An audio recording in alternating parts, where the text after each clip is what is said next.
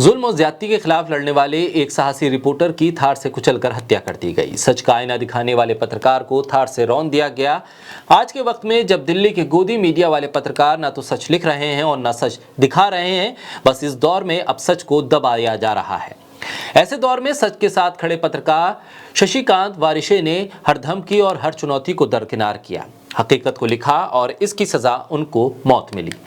पत्रकार शशिकांत वारिशे को थार गाड़ी से कुचलने वाला पंडरीनाथ प्रधानमंत्री मोदी, मुख्यमंत्री और उप मुख्यमंत्री की तस्वीरों वाले पोस्टर में अपने चेहरे को भी चमकाता नजर आ रहा था और इसी शख्स के चेहरे से वारिशे ने नकाब उतारा तो रौंद दिया गया वो पत्रकार जिसने ईमानदारी के साथ कोई सौदा नहीं किया। बोलता हिंदुस्तान पर मैं हूं आपके साथ फिरजा शाकिर अली बेग। महाराष्ट्र में पत्रकार शशिकांत वारिशे की मौत का मामला गर्माता जा रहा है। रत्नागिरी जिले में 7 फरवरी को एक सड़क हादसे में घायल होने के बाद शशिकांत की मौत हुई। हालांकि पत्रकार संगठन और कई अन्य लोग इसे हत्या बता रहे हैं। शशिकांत वारिशे महानगरी टाइम्स अखबार के लिए काम कर रहे थे। 6 फरवरी को एक थार कार से टक्कर के बाद शशिकांत बुरी तरह से घायल हुए और 7 फरवरी को अस्पताल में उनकी मौत हो गई।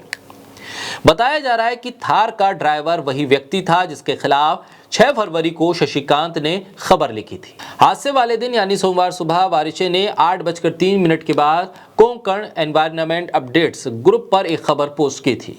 प्रधानमंत्री मोदी, मुख्यमंत्री और उप मुख्यमंत्री के बैनर पर अपराधी की तस्वीर थी।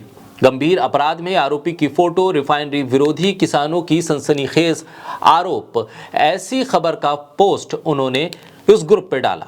थार चला रहे व्यक्ति का नाम पंडरीनाथ अंबेडकर था। रत्नागिरी पुलिस ने उसे संदिग्ध आरोपियों के तौर पर गिरफ्तार तो कर लिया है।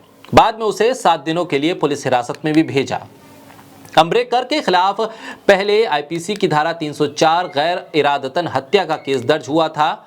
बाद में पुलिस ने इसे धारा 320 हत्या का मामला भी इसमें जोड़ दिया। मीडिया संगठनों ने दावा किया है कि अंबेडकर एक जमीन कारोबारी है। उसने जानबूझकर शशिकांत को टक्कर मारी। रिफाइनरी का विरोध कर रहे स्थानीय लोगों को धमकाने के आरोप में अंबेडकर के खिलाफ पहले भी एक केस दर्ज हो चुका है। शशिकांत कोंकण में बनने वाली रिफाइनरी से जुड़े मुद्दों को लगातार कवर कर रहे थे, उसको लेकर स्टोरी कर रहे थे। इसी रिफाइनरी परियोजना का स्थानीय लोग विरोध कर रहे थे।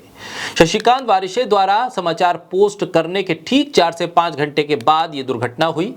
वारिशे को पंडरीनाथ अंबेडकर की कार से टक्कर मार दी गई। इसके बाद ये खबर आई, लेकिन आरोप ये भी लगाया गया है कि ये सोची समझी साजिश है और ये एक सुनियोजित हत्या है। कोंकण रिफाइनरी को लेकर विरोध इलाके के लोग लंबे वक्त से करते आ रहे हैं। 2018 में परियोजना प्रभावित सभी गांव की पंचायतों ने रिफाइनरी के विरोध में प्रस्ताव पास किया था, जिसकी जानकारी खुद उद्योग मंत्री सुभाष देसाई ने उस वक्त विधानसभा में दी थी। साथ ही उस वक्त के उद्योग मंत्री सुभाष देसाई ने यह भी बताया था कि सभी ग्राम पंचायतें नागण परियोजना का विरोध कर रही हैं। ऐसे में भू उत्पादन की प्रक्रिया पूरी होना मुश्किल है, यानी कि जो लैंड एक्विजिशन होना था वो मुमकिन नहीं बताया गया। मेगा रिफाइनरी के लिए राजापुर औद्योगिक क्षेत्र के 14 गांव में स्थित 5461 हेक्टेयर जमीन का चुनाव किया गया था और इसके लिए 42,516 खातेदारों को नोटिस भी दिया गया। इसके बाद 14 गांव की 9 ग्राम पंचायतों ने रिफाइनरी के खिलाफ प्रस्ताव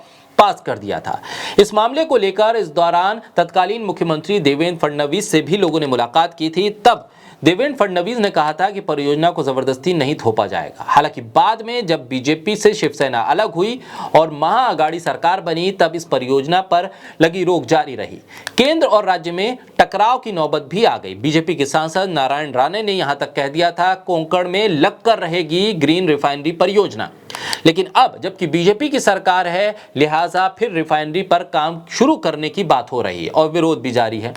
शशिकांत वारिशे रिफाइनरी परियोजना के खिलाफ खड़े होने वाले लोगों में से एक थे। किसान समर्थक अभियान और प्रस्तावित रिफाइनरी हब को टारगेट करने वाले लेखों के लिए जाने जाने वाले पत्रकार की मौत ने सवाल खड़े कर दिए हैं कि आखिर सच से डर क्यों है और सच से किसको डर है। पत्रकारों की सुरक्षा पर सरकार ध्यान क्यों नहीं देती है? अपराधी इतने बेलगाम क्यों हैं? आखिर पुलिस का रवैया इतना संदिग्ध क्यों है? हत्या क्यों की गई? हत्या की वजह क्या है और आखिर इंसाफ कब मिलेगा? और आखिर इतने अपराधी प्रवृत्ति वाले लोग राजनीति में कर क्या रहे हैं? प्रधानमंत्री की तस्वीरों और मुख्यमंत्री की तस्वीर, उप मुख्यमंत्री की तस्वीर का इस्तेमाल ऐसे अपराधी लोग कैसे कर सकते हैं?